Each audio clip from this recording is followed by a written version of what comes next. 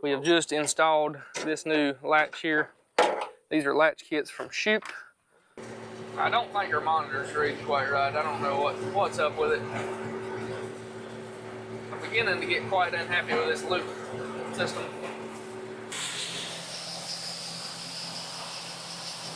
Look at that beautiful sunset though. Good Lord have mercy, it's beautiful.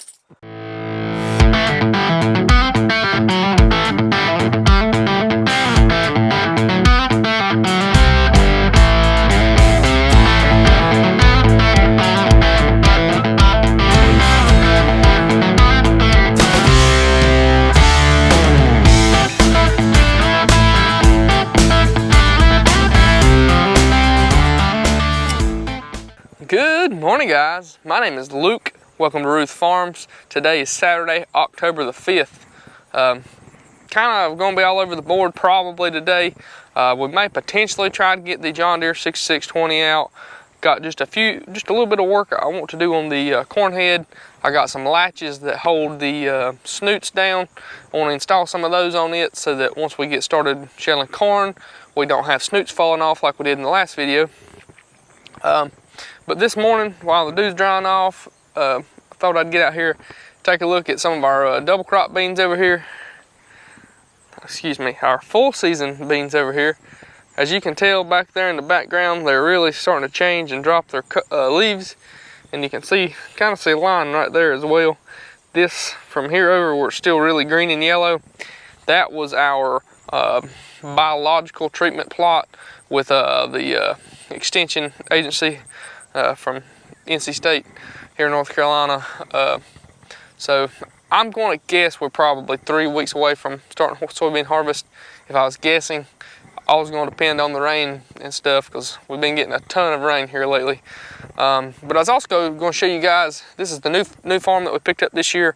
I planted about 35 acres on this farm, and the landowner that just acquired it, they're cleaning the rest of the property up. I think it's about 52 acres in total.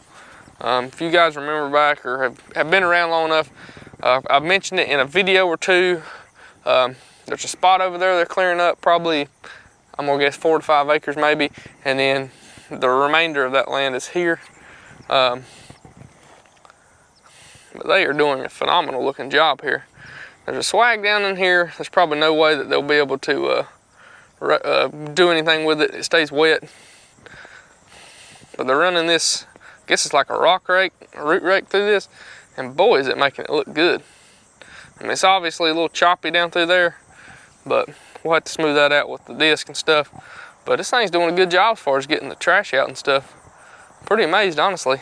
They've got a skid steer here with a root rake on it. Doing a good job though. All right, let's get back to the house and get something going here. All right guys, let's get these combine out of the shed and let's get hooked up to our corn header, which is here above us on the hill. Fill up here at our fuel tanks and then head down to the shop and see if we can get this header fixed and ready to go.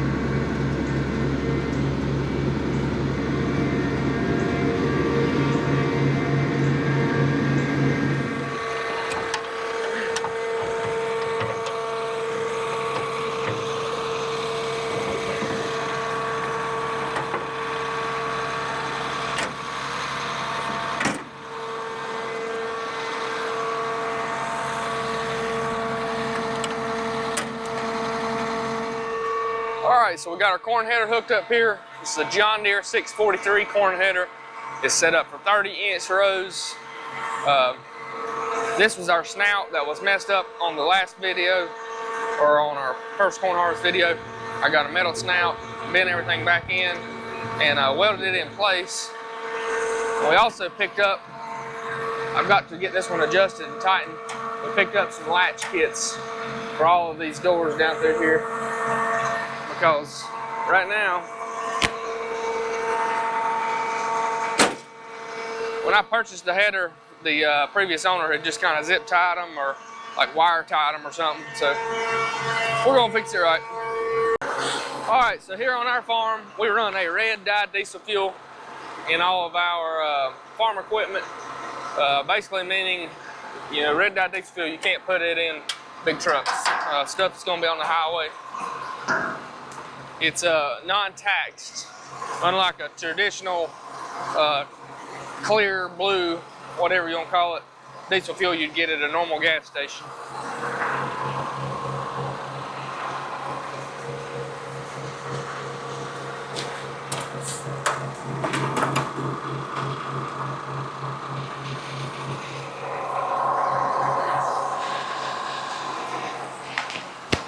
Typically speaking, we will fill up this 500-gallon tank here 2 to 3 times a year. I actually, yesterday, placed an order to get it refilled again. I paid $2.52 a gallon. This thing will hold around 500 gallons, so y'all can do the math. About $1,250 or so. There's a little bit of fuel left in it, so today I'm going to try to get it as empty as possible so that they can fill the tank completely up. Combine, I think, had about a half of a tank, so it's probably going to take 30-40 gallons worth of fuel at least. And then we got several tractors that can also use the fuel, so try to get it empty, and then that way they can come fill this thing up for us first next week. All right, guys, so we are here. This is one of our snoots. It's turned upside down here. We have just installed this new latch here. These are latch kits from Shoop. This one not got one? That's nice. That's nice. Good job, Shoop. Good shout out for Shoop there. Missing hardware. Anyway, buy these kits from Shoop. They come packaged like this in these little boxes. They have the latch assembly, the bolts, and the hinge hardware. You hope. Yeah, we hope they have everything. It's just like this right here. You just stick it through just like that right there. You put the nut on there, and you'll have to adjust the nut. And this little sliding piece, you have to adjust all this once you get it installed on the machine. But this is just replacement latches for these things. On the whole combine, I have 2 originals.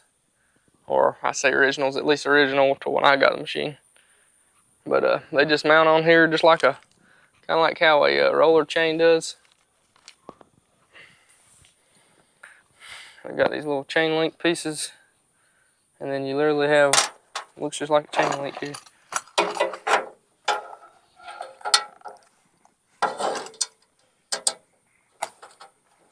Slide them in place.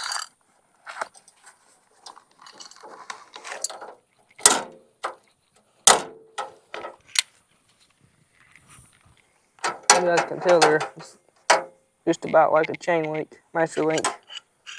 And then we'll just loosen that nut, and that little block slides on the handle. That's how you adjust your depth for how tight you want that handle to be. So we got the 2 on this one. This is the snoot that was kind of tore up on the end that I fixed. It is missing this little bracket here. Little bracket that the chain link misses. The little bracket that the chain link hooks to. I've got 1 or 2 of them like that, but every single snoot has at least one of those. So for now, on those that just have the one, we're just gonna go ahead and hook the one up, and that will at least hold these snoots on there while we're shelling corn. All right, so we got our latches installed down through there. Y'all can see them through there. Next thing we got to do, we got to attach our header. You guys saw us a little while scoop up under the header and pick it up. Well, there's a pin here on each side. We'll just flip them like that and they lock in inside there. And then we've got chains that go between these two links here. I think they're in the combine, so let me grab them. But these things just slide together and then a chain link goes between them. That's what holds that together. All right, so we got our chains here. It's like a double roller chain link. Like I said, we just kind of slide these things together.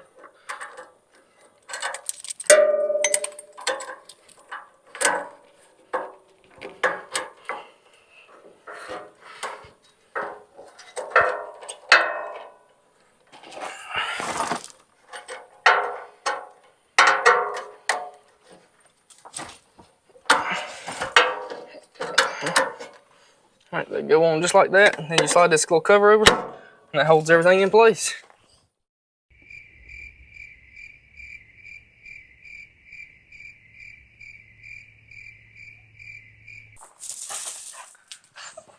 Who else is King Cavalier Charles Spaniel likes to ride the combine? Mine does. Come on, Jack. Come on. Come on. Let's go. Corn harvest part 2 starts now. You're joining in on us. We are in the John Deere 6620, and we are headed to our latest planted cornfield. We call it the Low Place Farm. It is split kind of in half. We got about 20 acres of corn, and there's another about between 15 and 18 acres of double crop soybeans, meaning we had winter wheat on it this past winter into the summer months. Middle of June we cut that wheat off, baled the straw, and then somewhere there around that 1st of July, I think it was the 3rd, we planted that into soybeans. But anyway, today, Jack, he is my 5-year-old King Cavalier Charles Spaniel. He's a farm dog. He loves riding. If there was anything in this world other than eating that he would love to do, it's riding. He'll ride in his combine cab, on the Kubota, in the truck, anywhere you put him, he'll ride all day, every day, and love every minute of it. But needless to say, Jack and I are headed in the 6620 to the Low Place Farm, where we're going to start shelling our later corn. I'm pretty confident it's going to be quite a bit better than our early corn that we've already harvested. Y'all go see those videos if you haven't seen them. That corn, flat out, was terrible. I think we averaged 70 bushels to the acre, and that was due to the drought we had back in June up until about the middle of July. We had very little rain and really high temperatures, and that was just detrimental to our corn crop. The corn was trying to pollinate during that time, and it just couldn't do it. So this corn was planted a month later, so we're hoping it's ready. Pulled a couple ears, and they're about 17%. So we're going to go try to harvest it. And Coleman and I stopped by on a bean field on the way home, our early beans, and they have pretty much dropped all their leaves.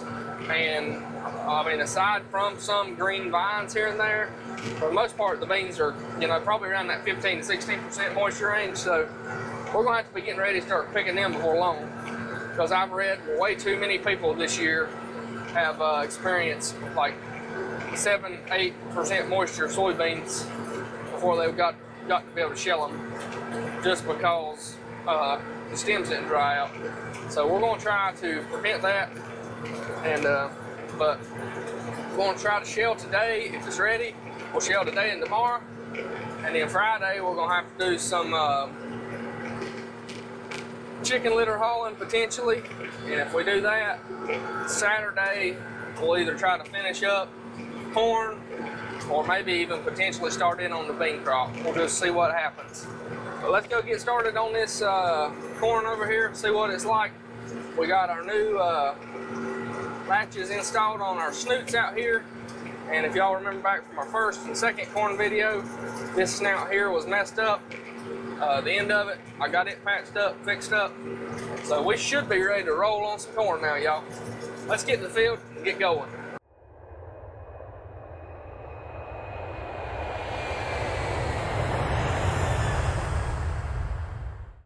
up here at the Low Place Farm. We shelled one round around it, trying to get everything kind of dialed in, make sure everything's gonna work. I'd say we're probably looking at about 100 bushels per acre on that first round. But what I'm not liking is we're seeing a lot of really terrible corn quality is terrible. I mean, it's real bad. I thought this would be better, honestly. So we'll see what this round shows.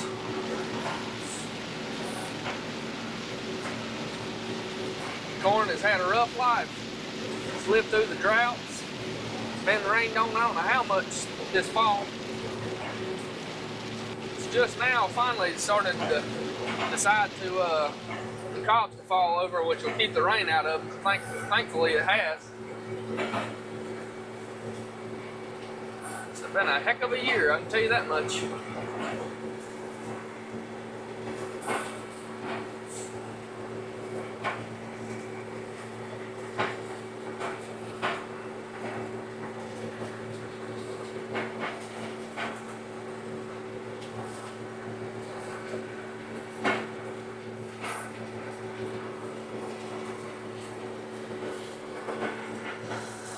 Here's some, the quality of the corn don't look good, but it's rolling in there pretty good. I don't know if that picks up on camera. There's a lot of rotten looking cobs in there. What a disappointing year. Come on, Jack.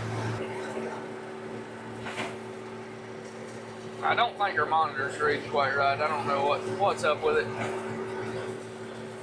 I'm beginning to get quite unhappy with this loop system, but it's probably user error, I hope. There's some decent corn here. I just don't think it's 270 bushel like that thing was showing. Here's our sample. This don't actually look as bad here. We got into a little better corn, but right around the edge, man, it's terrible.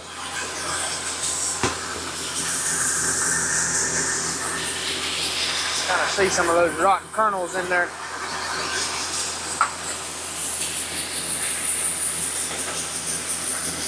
Pretty evening.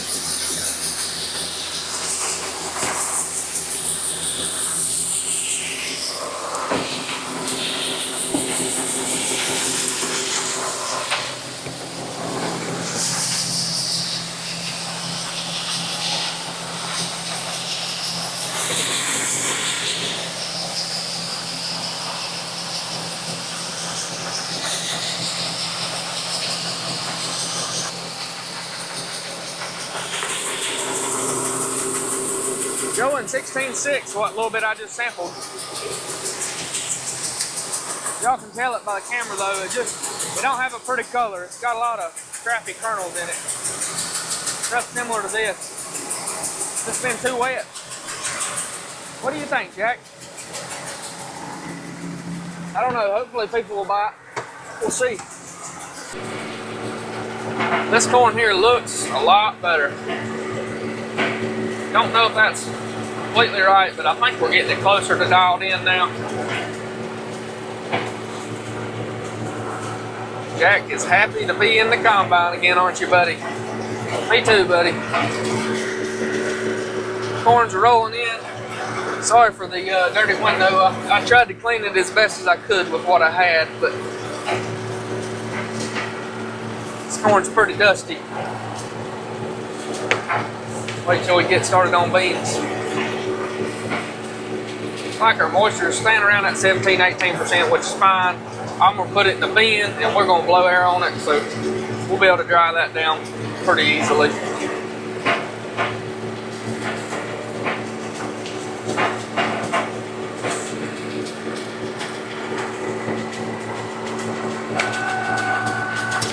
Pretty decent looking cobs in some of this. Well, we got a full truckload, and if y'all can tell it there, the combine is also full. Actually ran just a little bit over the side before I got stopped. Oh well. Look at that beautiful sunset though. Good Lord have mercy, it's beautiful. Jack and I are going to take this load and weigh it. Come back and may try to finish off this truckload. we're gonna have to get busy. Got a lot of stuff going on this fall. My brother's been here, but I ain't sure. He went to load a guy buying some deer corn from us, and I ain't sure where he got to. Oh well. I'm gonna take this load and weigh it. We'll be back shortly. Well, that is gonna do it for this one, you guys. Really appreciate you watching. We have some corn harvest prep and corn harvest videos coming up very soon. We have partnered with the Farm Merch bin to provide us with some Ruth Farms merch. So if y'all haven't already, go check that out, www.farmmerchbin.com. I'll put a link down in the description below. They've got some awesome merch, and Nikki and Allison are some great people. Support a local company there in Tennessee and support us by buying some Ruth Farm merch. Appreciate y'all. Have a good one. God bless.